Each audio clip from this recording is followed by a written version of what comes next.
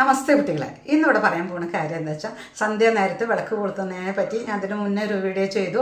ശരീരശുദ്ധി ചെയ്യണം എന്നുള്ളത്, അതേപോലെ തന്നെ മനഃശുദ്ധിയും വേണമെന്ന് വിളക്ക് കൊളുത്തുന്ന സമയത്ത്.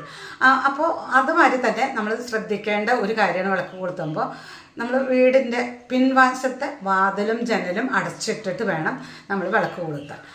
കാരണം എന്താ വെച്ചാൽ മുന്നിലെ വാതിൽ കൂടിയാണ് മഹാലക്ഷ്മി ദേവി വരുന്നത് നമ്മുടെ വീട്ടിലേക്ക് എന്നാണ് പറയുക.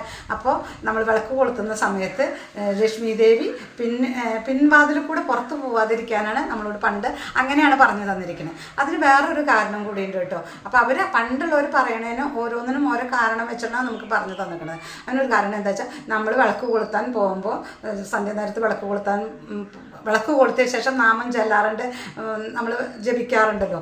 ആ സമയത്ത് നമ്മൾ പിൻവാതിൽ കൂടെ ഇഴജന്തുക്കളോ അല്ലെങ്കിൽ കള്ളന്മാരോ എന്തെങ്കിലും കയറാനുള്ള ഒരു സാധ്യതയുണ്ട്. അതുകൊണ്ടാണ് അങ്ങനെ പിൻവാതിൽ ജനലൊക്കെ അടച്ചിടണമെന്ന് പറഞ്ഞിട്ടുണ്ട്. അപ്പോൾ നമ്മുടെ ഒരു സുരക്ഷയ്ക്ക് കൂടി വേണ്ടിയിട്ടാണ് അങ്ങനെ പിൻവാതിൽ അടയ്ക്കണം എന്ന് പറയുന്നത്. അതുമാതിരി മഹാലക്ഷ്മി നമ്മൾക്ക് വീട്ടിൽ കയറി വന്ന മഹാലക്ഷ്മി പിൻവാതിൽ കൂടെ പോവാതിരിക്കാനാണെന്നാണ് നമുക്ക് പഴമക്കാർ പറഞ്ഞു തന്നിരിക്കുന്നത്. അപ്പോൾ ഇത് ശ്രദ്ധിക്കുക, വിളക്ക് കൊളുത്തുമ്പോൾ വീടിൻ്റെ പിൻവാതിലും ജനലും അടച്ചിടാൻ ശ്രദ്ധിക്കുക.